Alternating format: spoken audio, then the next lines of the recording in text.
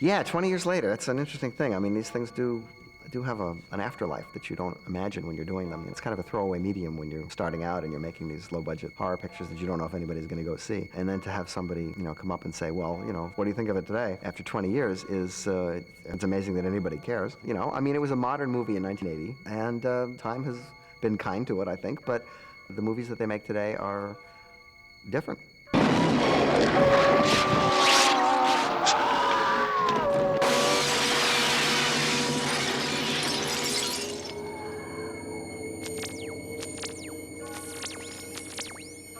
The guy who started the Wolfman stuff was a writer named Kurt Siodmak, who wrote the screenplay for the Wolfman in 1941.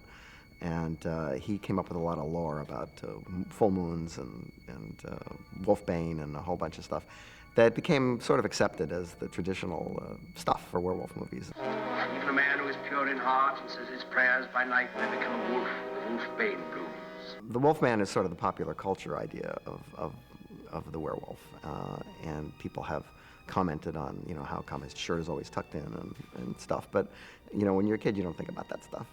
And was a popular and neurotic enough character to reappear in several more movies, and really kind of became the prototype for the Wolfman. Go now, and heaven help you. But the genre started to thin out a little in the 70s.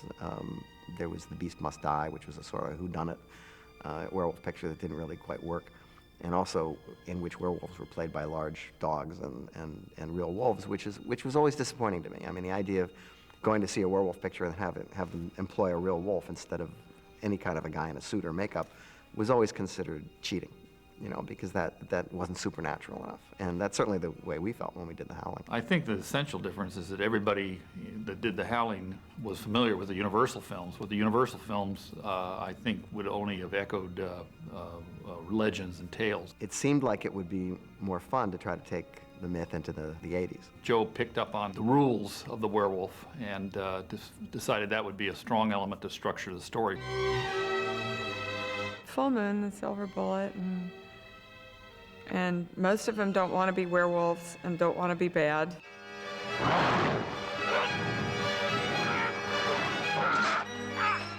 The idea that if you get bitten by a werewolf, you become one yourself is sort of, the legitimate, quote-unquote, lore. Certain werewolves, like, alpha werewolves or whatever, can change at will. But if you're a victim, if you've been bitten by a werewolf, the full moon triggers it. Isn't that how they become a werewolf? They have to be bitten by another werewolf? Whoever is bitten by a werewolf and lives becomes a werewolf himself. The clip from the Wolfman is in the movie not really as a joke. It's in there because, for one thing, it encapsulates the entire werewolf ethos. It tells you, it's the scene that explains about being a werewolf. And it also is the scene that allows you to realize, which I think was a first for this kind of movie, that the characters in the movie know as much about the subject as you do. For a movie to take place today, it's ridiculous to think that people don't know what werewolves are or have never heard of werewolves. Of course they have, but from the movies, that's the reference. You find if you look at some of the pictures that the lore changes based on what budget the people had to work with. In the first Hammer Dracula picture, there's a scene where Peter Cushing is speaking into a gramophone, and he's talking about how unlike what people think, vampires can't change into wolves. There was a reason for that. And how they don't turn into bats either. Well, they didn't have the money, and they knew they'd do it badly, so they said, well, let's just find a reason to not do it, and let's maximize what we can do well. We'll find out if any of Eddie's killings were on a full moon. Hey, that's a lot of Hollywood baloney. There's a scene with Dick Miller in this bookstore where he basically debunks every aspect of werewolf lore that we can't afford to do. Your classic werewolf can change shape anytime it wants, day and night, whenever it takes a notion to. That's why I call them shapeshifters. I got a dozen books on it. What we were saying was, well, this is the way it really is. This is what werewolves are really like. It's not the way you've seen it in the old movies. Bob Raimi and Avco Embassy, they wanted a werewolf movie. They wanted there to be some scares and some laughs. That was a bonus. That was great. But they just wanted something they could sell, and they knew it was a high concept. There hadn't been a werewolf movie in a long time, so it was considered a very commercial idea. I came onto The Howling late. It was originally developed by another director, a guy named Jack Conrad, who I think gets a producer credit. And he had optioned the book and written a screenplay of his own that I guess he had managed to set up at Avco Embassy, but they started to get cold feet about it. Dan Blatt was the executive producer who sort of put all this stuff together. And at a certain point, I think they, for whatever reason, decided that Jack wasn't going to direct this. So I called him up and I said, look, we have this werewolf movie, and I think we're gonna make a change, in the directing department, and would you be interested? I had done 1.5 movies by this point, so I mean, it wasn't exactly a great coup for them to get me. But on the other hand, I knew Bob Raimi, the guy who was running Avco Embassy at the time, because he had worked for Roger Corman as in publicity. So this movie was initially $1.5 million, so that was a tremendous amount of money to us. But I mean, the idea of just working quickly and cheaply and being able to put a lot up on the screen for not a lot of money was something that we all learned and never forgot, working for Roger Corman. I was taken off of the movie that I was going to do, which was Jaws 3: People Zero at Universal, which looked like it was, for various reasons, about to fall apart. And I sort of went on to The Howling, and when confronted with the screenplay, I think that it became apparent that we needed to rewrite it. He was not crazy about the script, but he wanted to do a werewolf movie, so he said, well, if we can work on the script, I'm in. It's based on a novel by Gary Brandner, and a lot of the themes and incidents in the movie are duplicated in the book. Basically, we said, well, we have this book, I mean, we should try to stick fairly closely to it. And it really wasn't until John Sayles got involved that we pretty much just said, let's just throw out the book and do whatever we want, call it The Howling. I had previously worked with John Sayles on Piranha, which I think was his first screenplay. And I suggested John, and he came up with the idea of setting the action in this sort of spa for werewolves. John's, real big contribution was the whole idea of doing this sort of satiric commentary on self-help gurus and this guy that basically had this colony where all these werewolves were in therapy because they were obviously tortured by the fact that they were werewolves, and so he was a psychiatrist that decided to fill that niche of being the psychiatrist for the werewolf community. Okay, tell me, doctor, how crazy am I? I'm going to recommend that you go out to the colony for a week or two.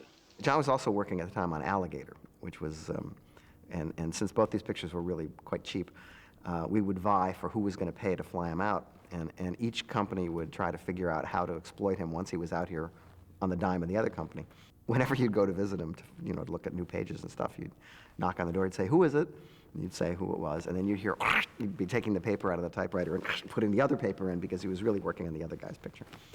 And I'm convinced to this day that one of the dream sequences for our picture ended up in Alligator, and vice versa.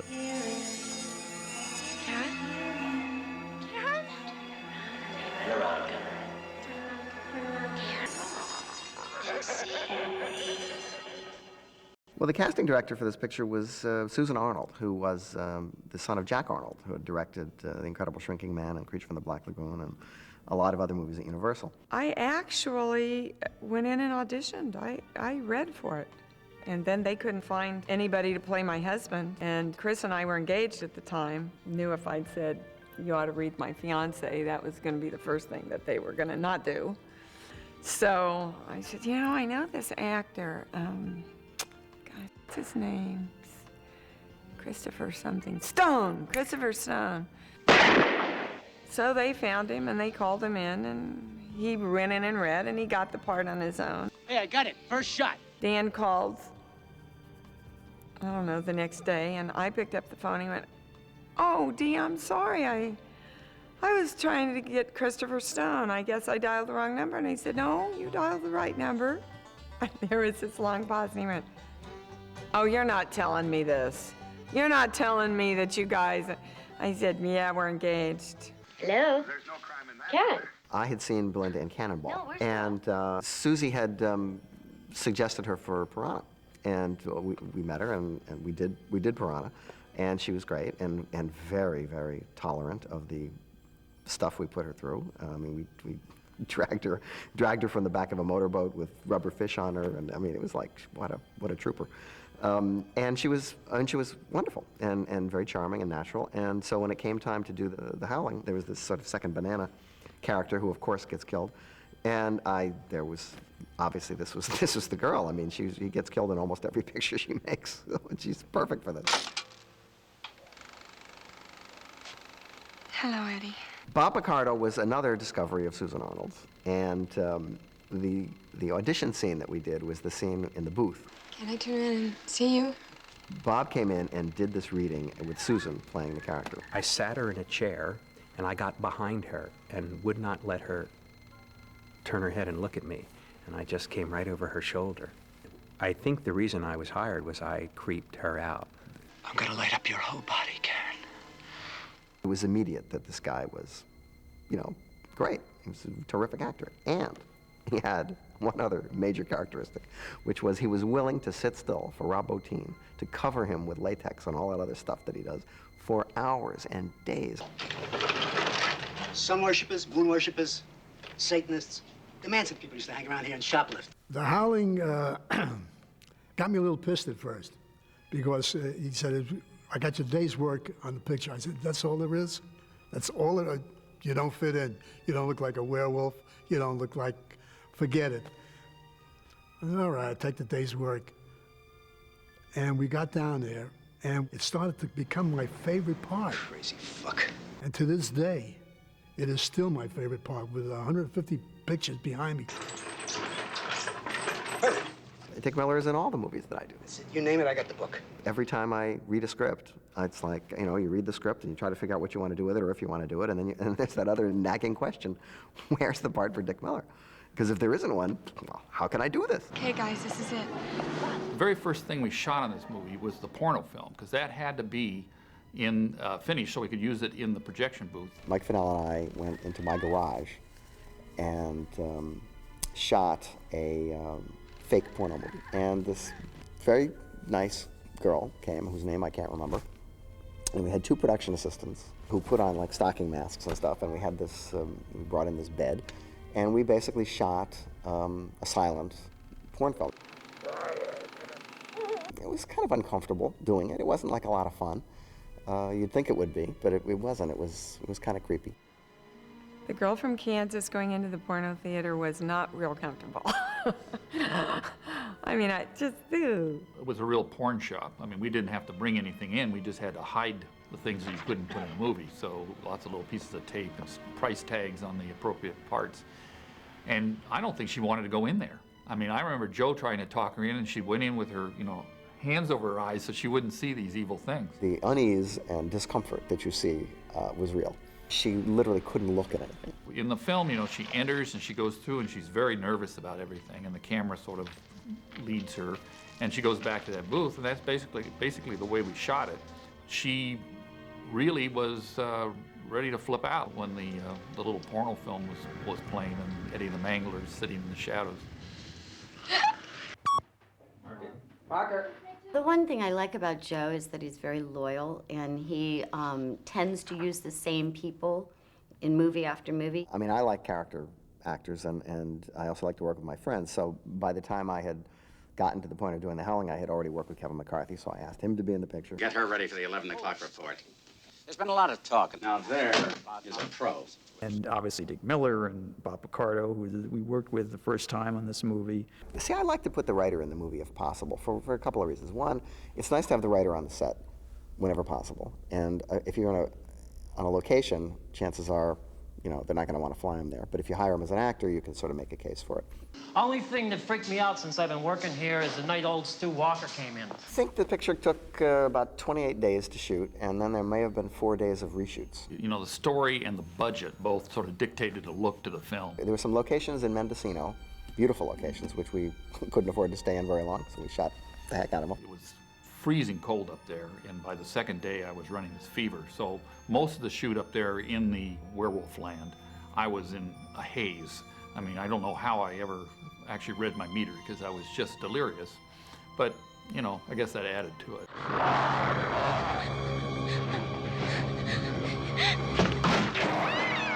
All the shots inside that little shed, it was really just John and I in the shed. And so, you know, you're just working off your own imagination. Joe wasn't even there because nobody else could fit in the shed besides John, the camera, and myself.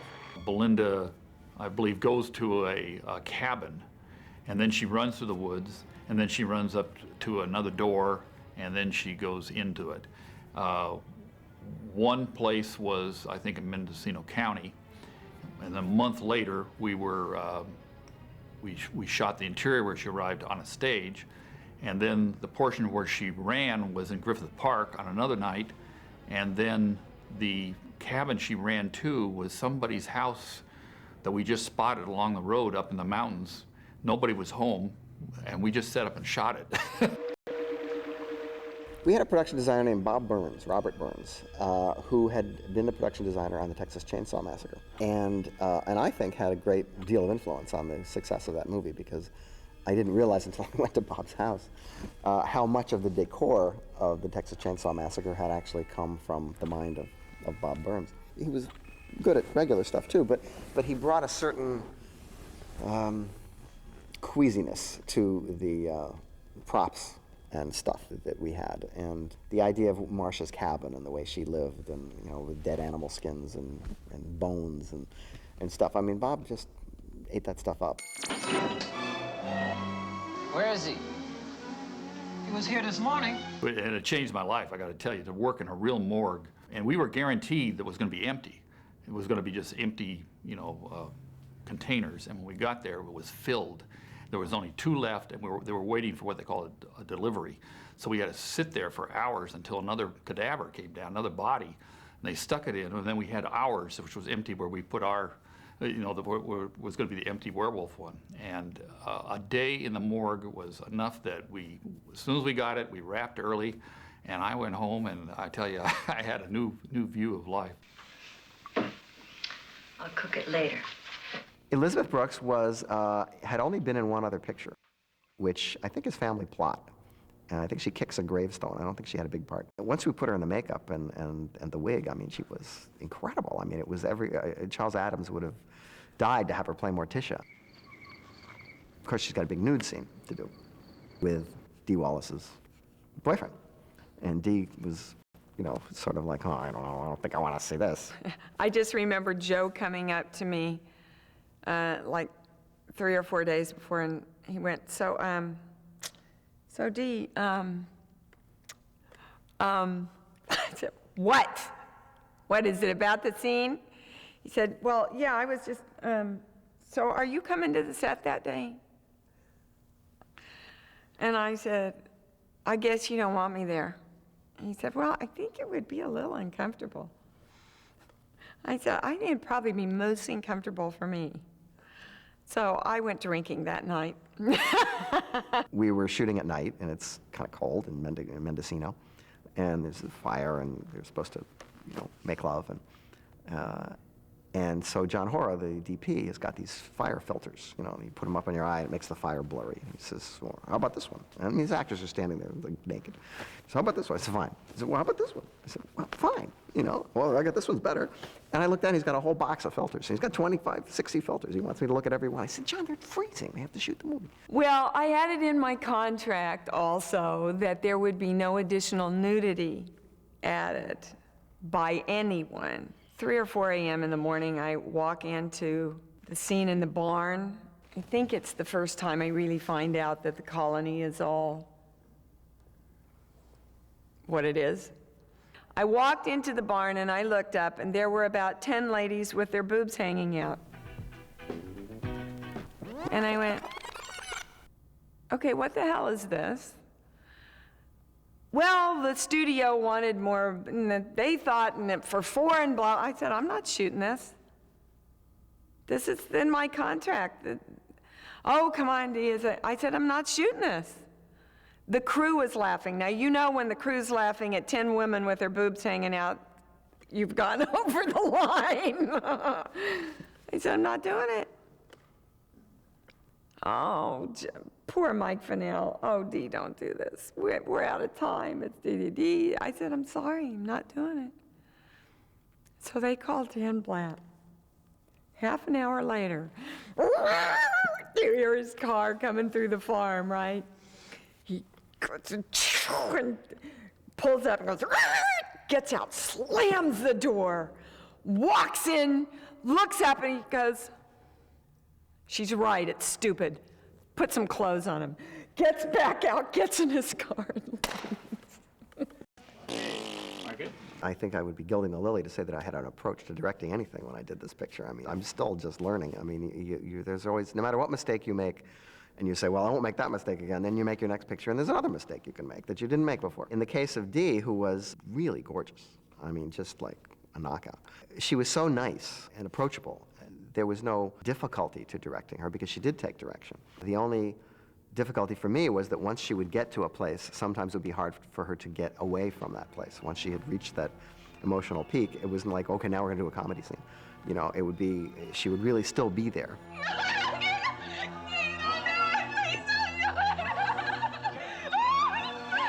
You know, there's no confusion. She's not confusing me for the character once the scene's over, but while we're working together, she is definitely reacting to me. I saw you die. I really hadn't figured out quite yet how to be the character and then not be the character when they said cut. And so I sort of kind of was her for 6 weeks. She was able to just be frightened by anything. There's a scene where she dreams she's being attacked. So the camera had to do a rape scene where the camera is the perpetrator. You know, she would scream on the bed and we would take the camera and just sort of like lunge at her. After that, anytime she saw that camera, she screamed. I mean, it was just built into her. You have to screw around with your mind a lot. It takes a huge amount of energy, at least the way I work, to cross that line where you're going, this is what I think I ought to do in this scene, and this is how I'm going to act it out, and go, okay, I'm just going to be there. This guy's really going to turn into a werewolf.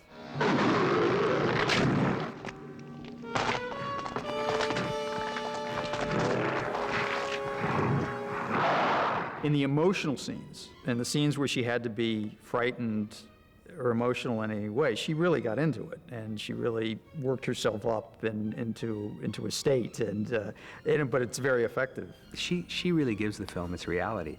Otherwise, it would spin off into, I think, too much silliness. I don't remember Robert.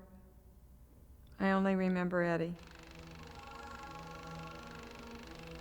I remember Robert being Robert and talking to Robert and thinking what a nice man he was. But when you asked me to remember that scene, I only remember Eddie. Weird, huh? I think it was just natural for her to be the character that she played. And I remember her saying that at night she dreamed about werewolves, that she totally lived it all the time. And if we took out the handheld camera, the Eclair that we did the rape attack with her, I mean, she just screamed. And we'd go on the set, she says, that camera isn't here, is it? And I said, no, we put it away. Because she would use all that. And she just lived, she lived as if this thing was really happening to her. And this kind of movie, there were a lot of those emotional peaks and a lot of moments of high tension and stuff. And so as a result, I think it was pretty exhausting for her. And then, you know, she did Cujo, which must have been really tough because, I mean, every day you go into that car with that big dog and that kid and you're like, is it hysterical? I mean, it must have been really difficult. But I loved her. Make you believe. That's my real scream. They were gonna dub in some kind of special effect, and I said, oh, let me have a shot at it.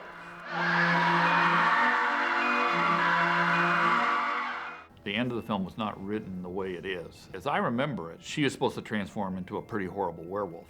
She didn't want to be remembered by the audience that way, so she had to be a cute one.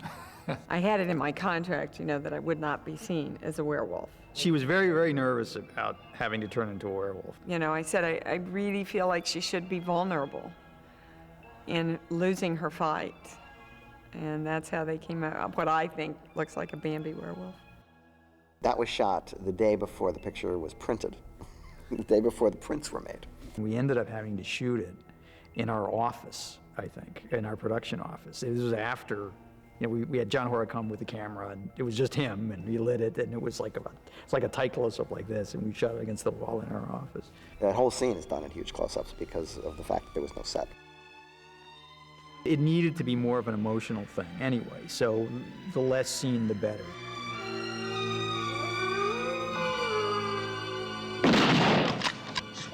Switch, damn it!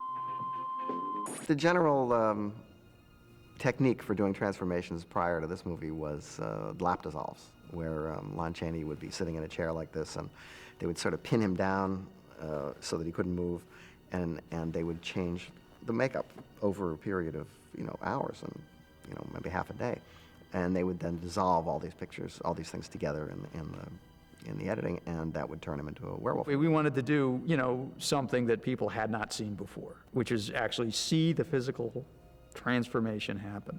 Which was the thing that got the picture made, and which we had told Avco Embassy that we were going to do the first transformation scene with no cutaways, and it was going to all be done on camera. As far as whether or not I was warned about what I was in for, the transformation scene was written out to a certain extent in the script. And I'd heard rumors about what was new about this makeup, the sort of bladder effect, that they glued little airbags to your skin and then basically put a copy of your own skin, in other words, a latex mask that had been molded on your own face, over the little bags. Well, I didn't know that the bags would be condoms. New ones, but, condoms that had been glued here, and a giant, rubber, it was like a hot water bottle that was glued to my neck. So I didn't know that when I was inflated by the 8 assistants off camera who were just blowing on tubes and my cheek would go like that. Well, whenever they blew the tube that went into the bladder on my neck, it would completely close my throat and I couldn't breathe. No one can warn you about that because they don't know that's what's going to happen. You're doing something that's new, and they don't know what's really bad about it until you actually have it on, and then you tell them what's really bad about it. However, I remember visiting the completion bond guy who was going to fund the picture and if it went over, and him saying, "Now you guys are going to make this picture with this one werewolf transformation, right?" And I said, "Yeah." He says, "What if you can't do it?" And I realized that now, that if I had said, "Well, we're just going to do it," that he wouldn't have funded the picture. But luckily I was smart enough to say, "Well, we'll have to find another way to do it if it doesn't work." And he said, "That's exactly what I wanted to hear."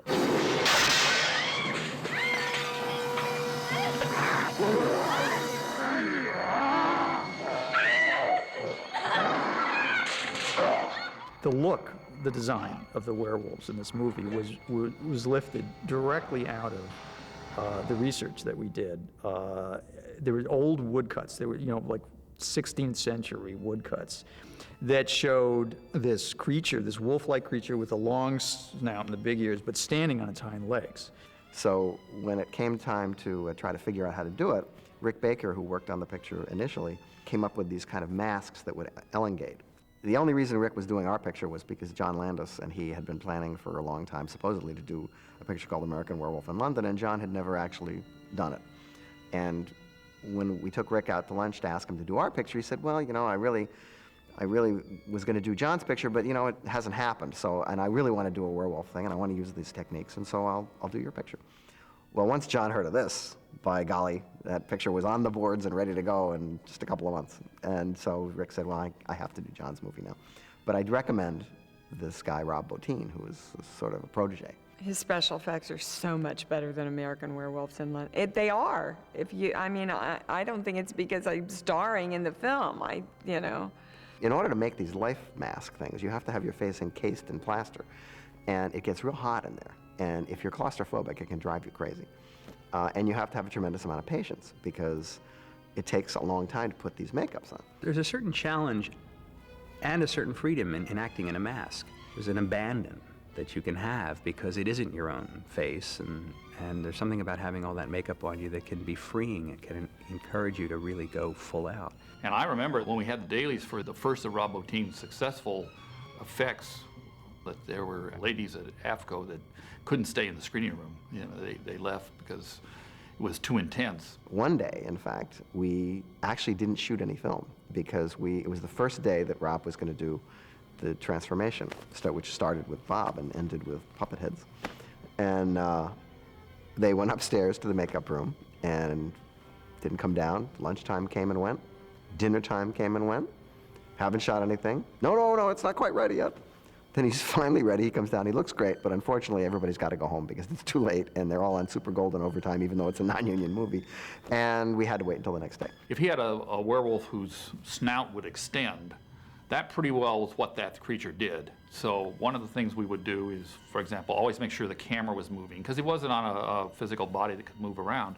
What we did when we actually filmed it was change the speeds during the shot. So the shot might start at 24 frames per second, which is normal speed, and as the action is progressing, we would maybe drop to 12 and speed it way up so it had an uncanny fastness about it, or as it drooled, we might go at a high speed, slow it down in slow motion, so the saliva would drool slower. We experimented with so many different kind of frame rates, partly because once we added sound to it, then things that were mistakes, where something that was supposed to go smoothly suddenly popped, or if you put a bone crack on it, it looked like it was on purpose. And so, and in fact, it was better than having it just go smoothly. And a lot of these things, we would go to the point they would break, because the rubber had a limit, but nobody knew where it was till you broke it. It was really a process of discovery for all of us. And as I said, I would probably edit the sequence a little differently now than it is, because there was a lot of pressure from the company to make that scene be really long. But you know, all told, I think it's still pretty good.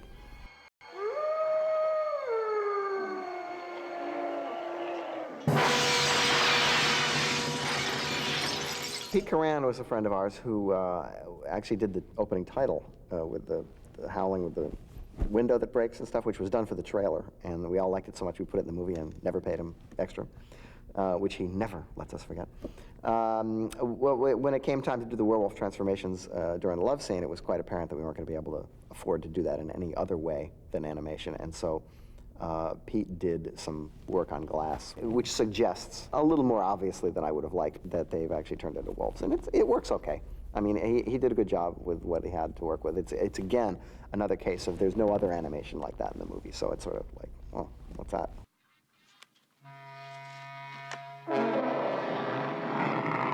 One thing people probably don't know about this picture is that when we first shot it, we only had so much money, and when Rob Bottin didn't have a lot of money, I think he only had $50,000 to build all the werewolf stuff. So basically what he built is he built hands, and he built werewolf heads, and they look great, but they only went to here. So anytime anybody wanted to be menaced by a werewolf, and there are some stills, I think, of a scene on the phone where Belinda is supposedly killed by the werewolf, and there's this big head that comes in, right? And she looks up, and but then you have to cut, because if it comes in any further, you're gonna see that it's a guy holding, you know, the head. We went through the budget and finished the film. We had no photography of werewolves. By the time the film was, basically the story was in the can, there was shots of basically a guy in a bear suit in the dark, and that was it. And they took the film standing on its own without the effects and showed it to the powers that be, and on the basis of that, they got the additional money to let Rob do the work that he had to do. But we had the whole film done with no werewolves, which was, you know, a little lacking, I guess. We had to go back to Embassy and say, listen, if you give us a couple of more bucks, we can probably do better than this. And so that whole scene where she's killed by the werewolf was done rather perfunctorily originally, with these werewolf heads and hands. Actually, it was 3 months between shooting the movie, and then they finished the werewolf, and we came back 3 months later to do all the interaction with the werewolf after it was finished. And I said to Gigi, the hairdresser, my hair's longer. You should trim it. She said, no, it's the same. I said, no, it's longer. Well, if you watch the movie, you can tell what was shot when, because my hair goes all through the movie. It's literally longer in all the shots with the werewolf. I do remember one day being very glum when they put it was the big makeup day, and I think it was maybe the acid face where they had burned half my face off. And I'm sitting in the hallway after my 6.5-hour makeup session, ready to shoot, looking very despondent, like, oh gosh. you know, trained at Yale, 2 leading roles on Broadway. My first movie in California, my face is melted off in a low-budget movie. And I'm sitting there with that look on my face, and Dennis Dugan comes up to me and says, "Bob, next time, read the whole script."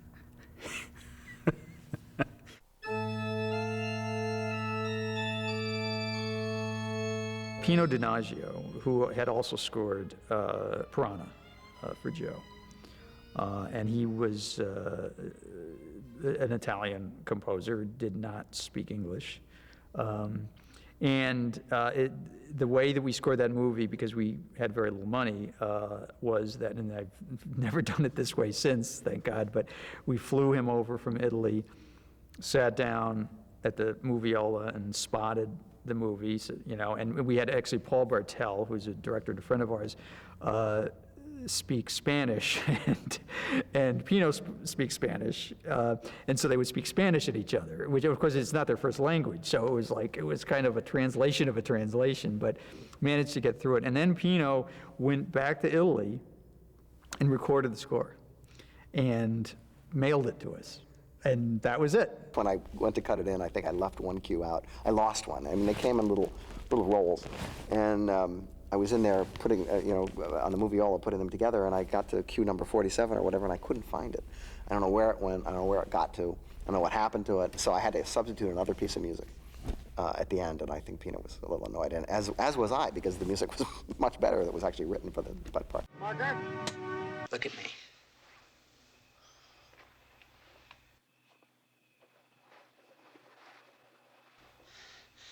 I trusted you, Karen. We were in the looping stage, and Joe said, "Yeah, we got a kind of a dead spot right before you pull the thing out of your brain." and I said, "Well, what do you want me to do?" He says, "Well, What would you say right before you pull something out of your, you pull a bullet out of your head? What would you say before?" and I go, I don't know. And then I said, I want to give you a piece of my mind as a joke, expecting him to laugh. He goes, "Okay, do that." Which is how so many of Joe's classic moments come about. He goes, "All right, do it." I want to give you a piece of my mind. Of course, you won't be using you'll be dubbing my Joe Dante impression with his real voice, right? So he won't have to hear this. Joe, you know I love you. But he does an impression of me, which is equally insulting, so why should I worry? Well, the nice thing about making a horror picture for me as my first pictures was that I didn't have to do any research. I didn't have to do any homework. I had spent my whole life watching these kind of pictures.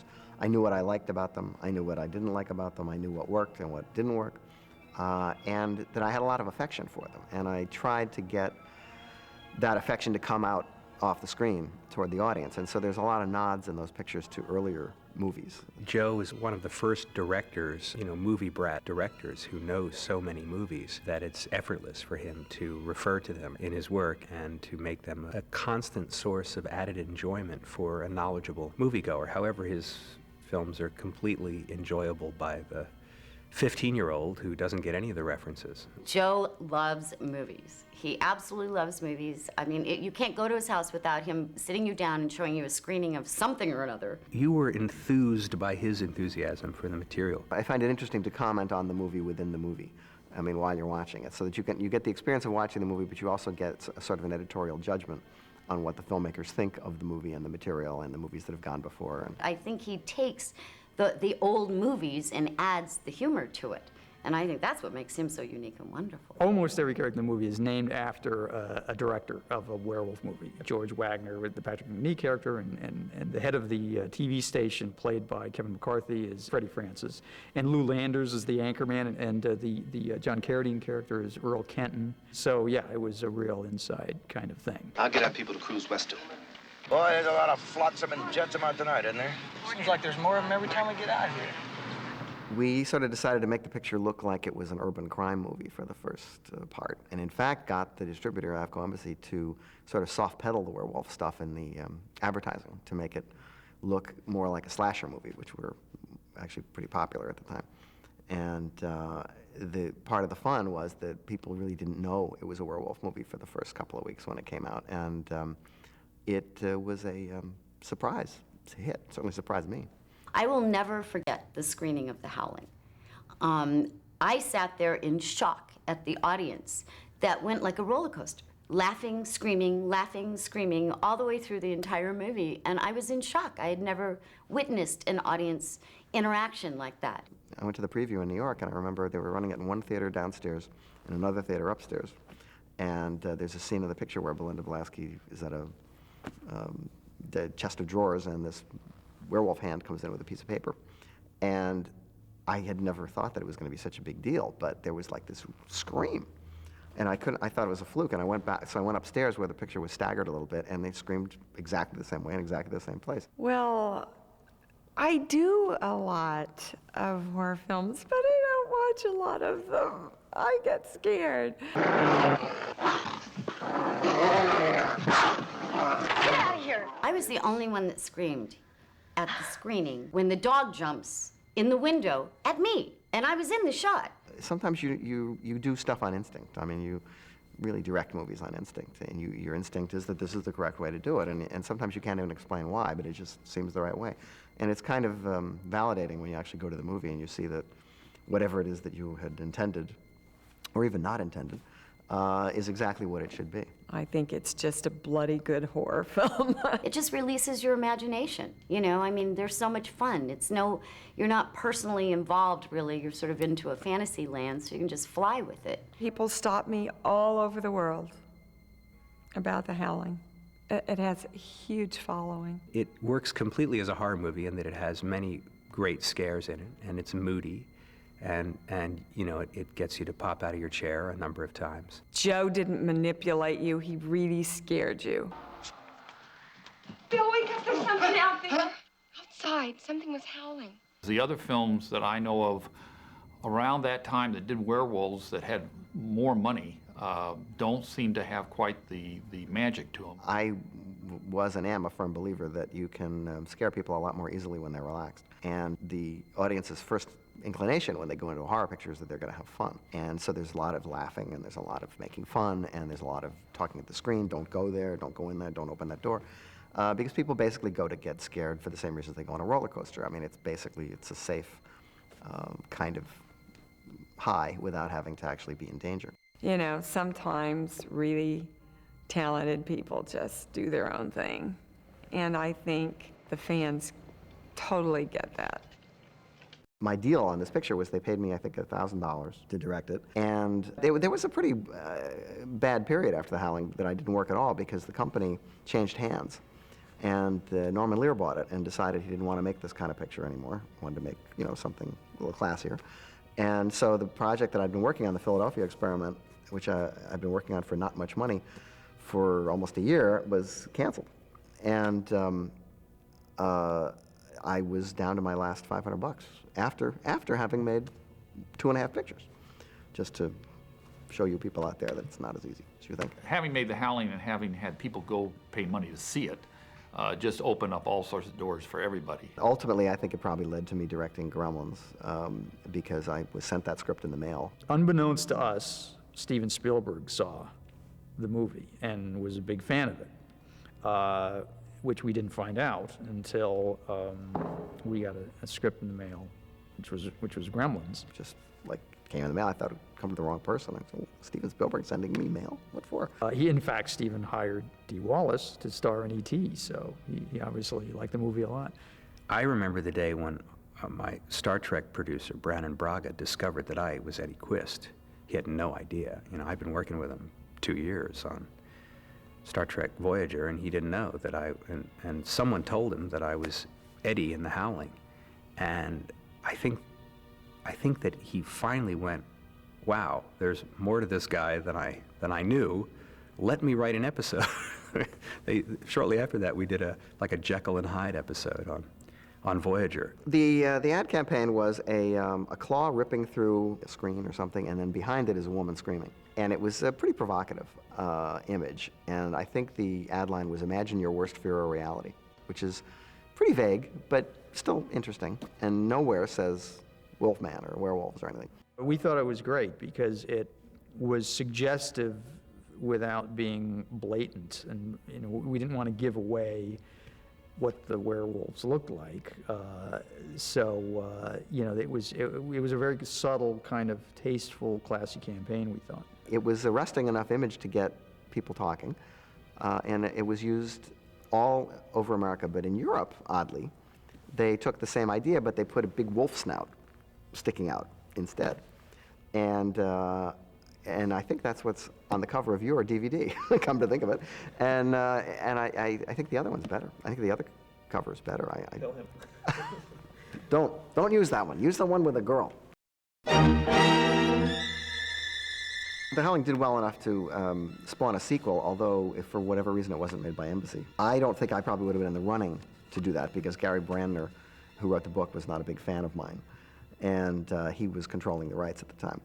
And so they went to Europe and made Howling 2, Your Sister is a Werewolf, which was fine with me. I mean, okay, great, make a sequel. Years after we made the movie, we rented a screening room and ran Howling 2, I think. And it was really bad. Christopher Lee, who I worked with on subsequent films, the first thing he did when he met me was apologize for being in Howling 2. For some reason, it's just one of those things where it just doesn't quite come together. And it doesn't make a shred of sense from the very first frame, because the whole premise of the sequel is that no one saw her turn into a werewolf, which she did on television at the end of the previous movie and was seen by everybody. But it's a big secret in the second movie. So, oh no, don't tell anybody about that. And that was the last one that I saw. I didn't see any of the, I think there's been 7 of them or something, but that was the only one we saw. It was really bad. And, you know, most of them were made, you know, in Czechoslovakia or whatever. Then there was Howling 3, which was the marsupials, which was the weir kangaroos or whatever they were. And then there was Howling 4, which I think took place in a castle. And then I lose track. Then there's Howling 5, 6, 7. The Howling was made for very little money, as you know, and is a good-looking movie that stands up 20 years later on a very small budget. Now you couldn't even make, you couldn't even do the makeup effects for 5 times the budget of the whole film. If you were going to make this picture today, for the first time, you would be doing CGI effects up the wazoo, and you would be having as many werewolves as you could possibly fit on the screen at any one time, and they would be doing awful things to everybody, constantly. I think every generation needs its werewolf movie. So I think maybe we're ready for another one. Well, The Howling has always been one of my favorite movies that I've made because it was the first good movie that I made, and I just sort of gravitated toward that kind of movie. The films that Joe and I have worked on that probably are going to be the ones that referred to in the future are The Howling and the original Gremlins. And both of them, kids scream and yell through the whole film. I think it's you know, a lot less dated than some other movies from that era, certainly. Certainly the sensibility and the sense of humor is very hip and contemporary. I talked to a lot of people who are now in their, mid-30s who saw The Howling at 14, 15, 16 years old, and I think that's the peak moment, especially for a young male, to see that movie and really like it. It's, you make a lot of movies if you're lucky, and they're all your kids, that's what they say, and you even love the ugly ones, which you do. But this one is one of the rare cases where everything sort of fit together and came out right.